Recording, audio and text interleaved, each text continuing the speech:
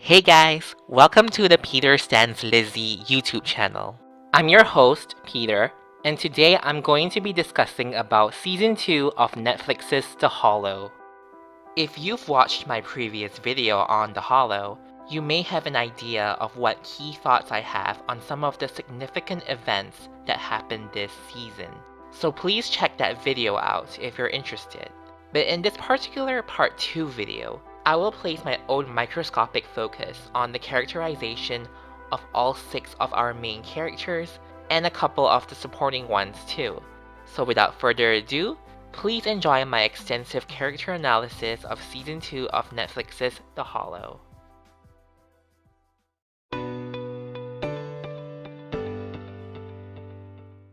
Coming into The Hollow as a pretty late fan, I did not expect to see any LGBT representation through its main characters. But ever since Adam had that weird reaction towards Mira kissing him in Season 1, I knew that the writers were cooking something up, and I'm sure many of us had the same feeling. And our predictions were right, because in Season 2, Episode 2, Adam comes out as gay, and I was so thrilled about it. Kai's reaction to this was so cute, and with Mira, I suspect she already knew it all along since she and Adam were close friends way prior to participating in the Hollow together. She even apologized to him for the kiss. It's wonderful that the show featured a coming out scene. Not to mention it's also an animated show, which allowed its main character to say the word gay. But I can't help but wonder if the show is willing to push the envelope even further and possibly give Adam a boyfriend or have him kiss another boy. Despite sharing plenty of cute ship-worthy scenes with Kai, I have a gut feeling that they're not going to be a couple by the end, just because I've never gotten the impression that Kai liked boys. Even though there's this hand-holding scene here, and we saw him dramatically falling into Adam's arms, he just seemed like a straight guy who is in touch with his feminine side. That being said, if they officially make Kai bisexual and paired him off with Adam, I would totally be down for it, if it's done right. I actually suspected that Reeve was Adam's ex-boyfriend, but there's nothing this season that seems to indicate that they were once an item of some sort, which is kind of disappointing just because of the tension between these two during the middle part and latter half of the season seemed to be really deep-rooted. But I guess their relationship was merely portrayed to be a friendship betrayal kind of thing.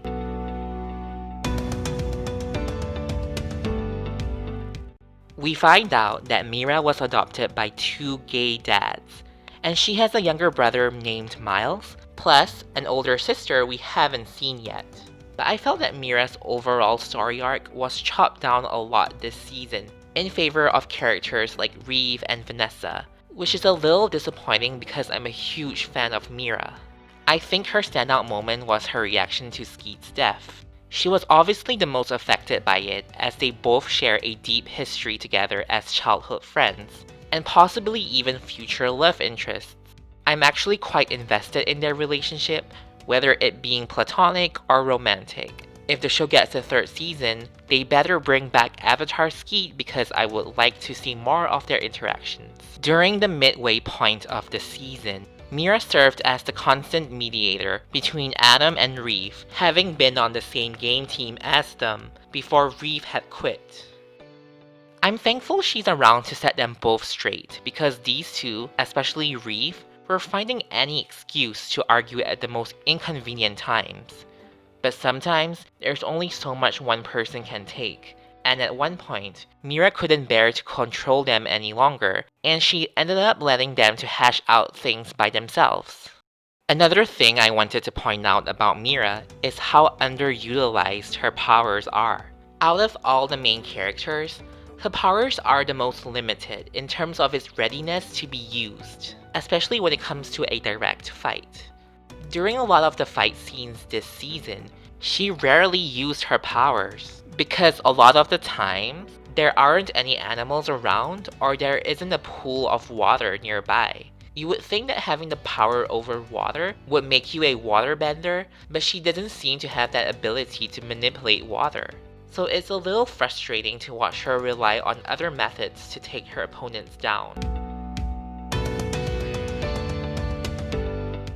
Kai's family is very wealthy, and he lives in a full-on mansion with a butler and everything a person doesn't need, like a thinking gazebo. However, his parents are pretty much absent from his life. They seem to be portrayed as self-absorbed people, and growing up, Kai always had to watch his parents argue back and forth with one another, similar to how Reeve and Adam used to argue during the middle part of the season. We can discuss why you're being such a jerk. Can't we just talk about this like grown-ups? I mean, reasonable grown-ups, not like my parents. And not that I have a history of my parents fighting just like this and giving me the first toddler ulcer my gastroenterologist had ever seen. So despite coming from a privileged background, Kai has definitely experienced some trauma in his life, and I feel sorry for him. I wonder if his parents are separated or divorced, I'm not sure. But I just hope they moved on from their constant arguments for the sake of Kai's mental health.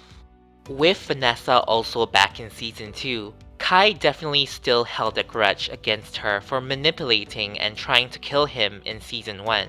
But after making her confession about cheating in last season's game, his whole demeanor towards her changed quite a lot, and he's strangely no longer mad at her for indirectly causing them all to come back to the Hollow because I guess he appreciates her honesty and that she's owning up to her mistakes.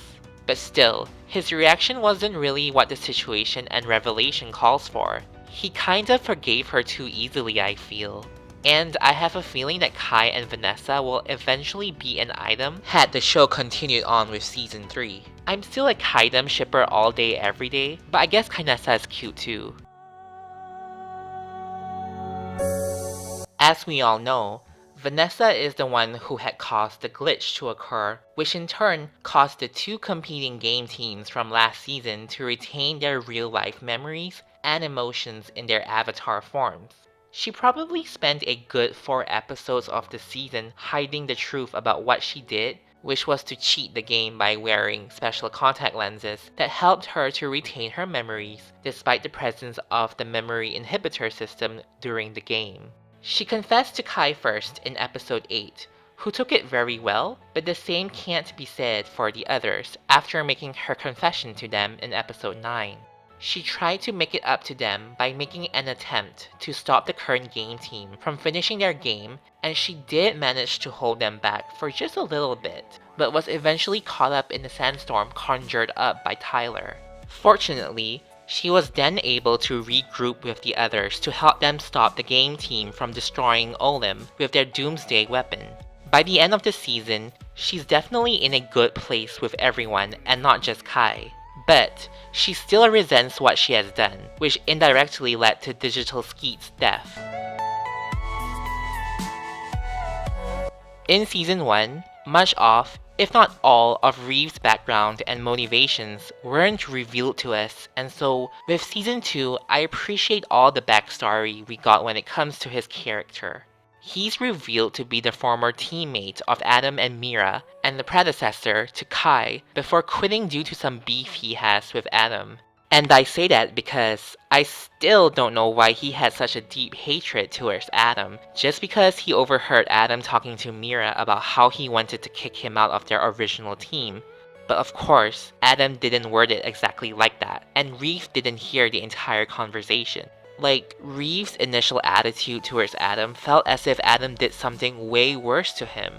If they were ex-boyfriends or something, then I could understand all of that emotion and anger, but they weren't a couple, so what? I'm gonna be honest here and say that Reeve got on my nerves many times this season. He's always gotta find a way to pick a fight with Adam for no good reason, and I feel sorry for Mira for always trying to be the peacemaker. This annoying behavior of his was especially noticeable in episode 6, Dead End, because whenever Adam tries to come up with a decision for the group, Reeve starts getting whiny and it was driving me crazy. But of course, he and Vanessa were deeply affected by Skeet's sudden passing, and that has definitely added more fuel to the fire. Luckily, the events of episode 7 changed their dynamic for the better because they are forced to work together to save their friends, and they also managed to address the tension they had and their past misunderstandings. By the end, they both seem to be in a good, peaceful place. In fact, they even learned how to work well together to fight off monsters and creatures of such. In terms of his powers, I gotta say it was pretty inconsistent because at times, he didn't use it when the situation calls for it.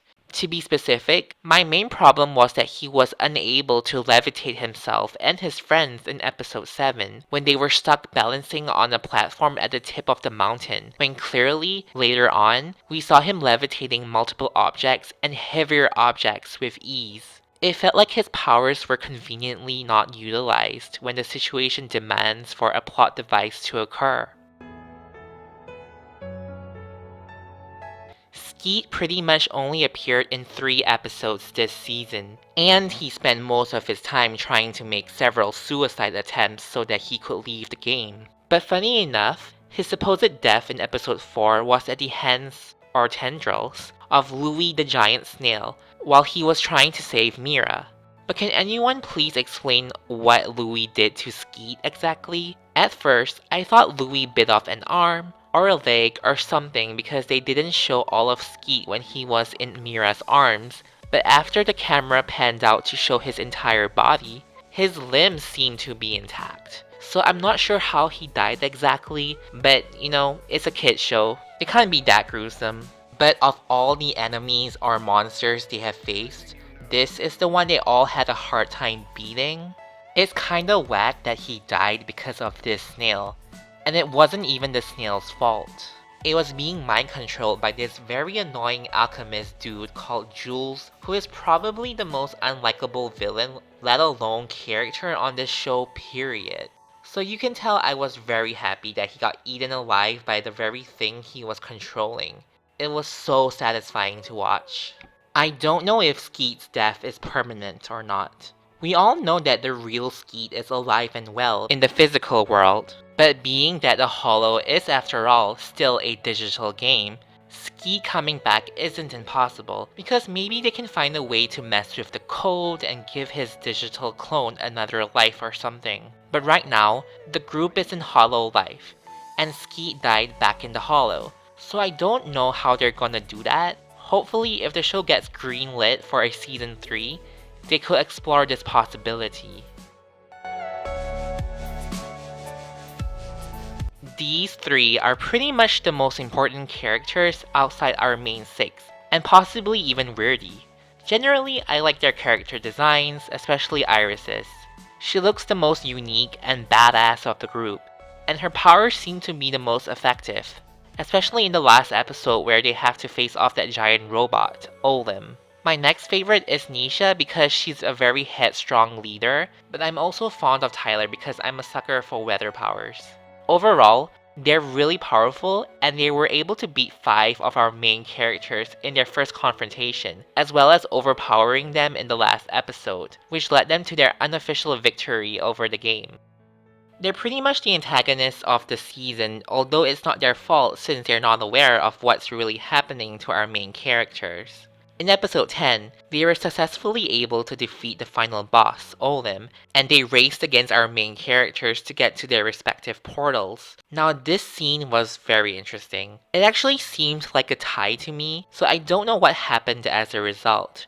Our main characters weren't erased yet, but they're not exactly in the Hollow Life world that they want to be in right now. But I also wonder what happened to Nisha, Tyler, and Iris. Have they woken up from their game in the real world, or are they stuck in the Hollow or Hollow Life? Depending on what the direction this show will take if there's a season 3, these 3 could either have a main role next season, or they could be pushed back to become very minor characters. Because of the uncertainties as to why the main characters are back in the digital world, despite completing the game last season, it is easy to assume that Weirdy was the one behind all of this, since he's the host of the Hollow. But we eventually find out in episode 8 that all of this was the doing of Hollow Game Company and Vanessa, and he seems to just be a follower of the company. It's clear that he does have some integrity in him because he's willing to run the risk of getting in trouble in order to help our heroes get transferred out of the Hollow Game server before the game team could finish the final level. Let's see if next season he'll still be able to maintain this protagonist character of his. Predictions for Season 3. My upcoming commentary you are about to hear was recorded before the announcement of The Hollow's cancellation by Netflix this month. But if Netflix somehow decides to revive the show later down the line, my predictions will probably still stand. First and foremost, I predict that Skeet will come back. Our heroes will realize that there's something wrong with the private server Weirdy had transferred them to. Most likely because of the so-called tie between the two teams after entering their own portals at the same time.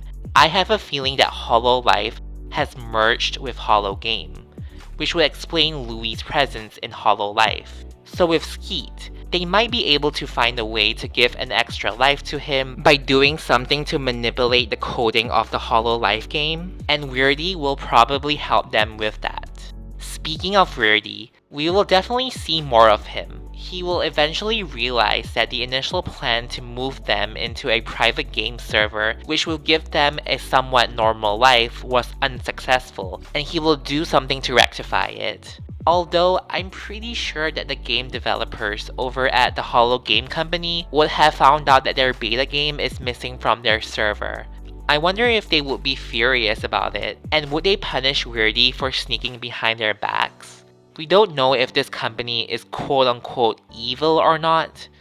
Would they be willing to sacrifice a bunch of digital teenagers in order to make money from their game? I don't know. Well, that's the end of my part 2 discussion video of Season 2 of The Hollow. I hope you all enjoyed my analysis of the characters and my predictions for a theoretical Season 3. Thank you all so much for watching. Please like, subscribe, and leave your comments down below. And I will see you all next time. Bye!